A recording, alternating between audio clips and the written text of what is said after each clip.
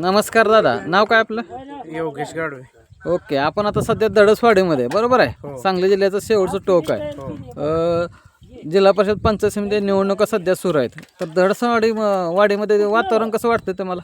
वातावरण इथं भाजपचं आहे. इथं विकास फक्त आम्हाला कळतंय असं पडळकर साहेबांनीच केलाय. माणसाच्या अडीअडचणी सगळ्या, कुणाचं पोलीस स्टेशनचं काम असू द्या, कुणाचं रस्त्याचं, डीपीचं, सगळ्या प्रश्नावर त्यांनी मार्ग काढला आतापर्यंत. तानाजी पाटलाला आमच्यात अजून ओळखत नाही ते दडसवाडीत काय काय पोर. बरं बरं. उमेदवार नक्की कोण उभे आहेत माहिती आहेत का दोन्ही पक्षाकडनं? हो, कोण आहेत? कलापा कुट्टे आणि विरोधात त्यांच्या पृथ्वीराज पाटील. कलापा कुठे कुठल्या पक्षाचं आहेत? भाजप. चिन्ह कुठलं आहे? कमळ. आता इथं दडसवाडीमध्ये शेवटचं टोक असल्यामुळं काय आम्हाला इथं आम्ही बघितलं, इथं आम्हाला प्राथमिक आरोग्य केंद्र अजून कुठे दिसले नाही. त्याचा पाठपुरावा कधी केलाय का? ती मंजूर होतं, बरं जागा नसल्यामुळं ती थांबलेलं आहे. ओके, म्हणजे प्रक्रियेमध्ये. हा, ओके. जागा नसल्यामुळे ते थांबलेलं आहे फक्त. आता आपल्या शेजारीच एक प्रसिद्ध असं महादेवाचं देवस्थान आहे, लांड्या महादेव ज्याला म्हणतात. बरेचसेच लोक बाहेरून आपल्याकडे त्या देवस्थानला येतात. तर येताना त्यांच्यासाठी एक भाविक भक्त जास्त ओढा इकडच्या बाजूला आहे. तर त्यांच्या सुविधेसाठी काय उपाययोजना केल्यात का कुठल्या मंडळीने आजपर्यंत? पडळकर साहेबांनी निधी टाकला होता तिथं. बरं, ती निधी 20 लाखाचा रिटर्न गेलाय. परत ग्रामपंचायतनं परवानगी दिली नाही कटपळची. ग्रामपंचायत नक्की कोणाचे? इथं उंबरगावमध्ये भाजपचीच ग्रामपंचायत आहे. हां. कटपळमध्ये निधी टाकला होता, तिथल्या लोकांनी दिलं नाही त्याला. कटपळ तर सोलापूर जिल्ह्यामध्ये येते ना? हो, त्या देवस्थानच कटपळ ह्याच्यात आहे, सोलापूर मग जिल्ह्यात. आपल्या इकडून शेवटच्या टोकाच्या किती, मला वाटते 500 मीटरच्या अंतरावर फक्त देवस्थान राहतं इथून. हो. तर मग आपल्या नेते मंडळीकडून त्यासाठी पाठपुरावा जास्त केला नाही का? बाबा आपल्या इथून लोक जाते त्यांना त्रास होतोय काय असं?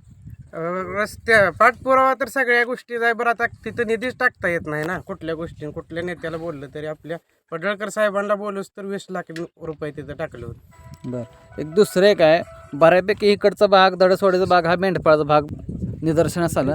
तर इथं मेंढपाळांसाठी बऱ्याचशाच योजना येतात. तर त्याचा कधी माहिती आहे का त्याच्याविषयी काय माहिती? म्हणजे इथं आमच्यापासून 1 किलोमीटरवर फॉरेस्ट आहे सोलापूर जिल्ह्यात. आता मेंढपाळांना इथं रान नसल्यामुळे पडळकर साहेबापाशी मेंढपाळ लोक गेली होती.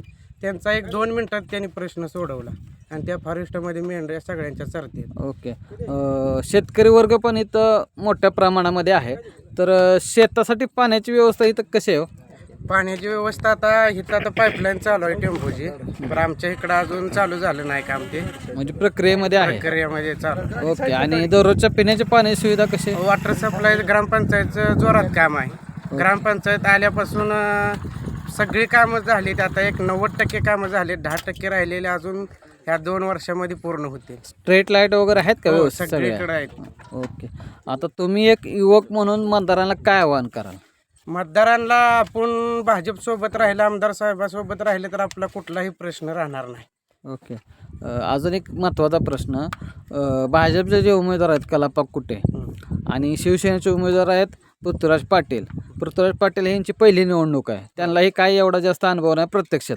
आणि कलापा कुट्टे हे व्यावसायिक आहेत, गलाही व्यावसायिक आहेत. तेही राजकारणामध्ये जास्त सक्रिय असं बोललं जातं. मग ह्या दोघांमधलं कसं तुम्ही अंतर्भाव कराल? आता कलापा कुठे ही माणूस वारकरी माणूस आहे, सगळ्या माणसाचा प्रश्न सोडवू शकतो.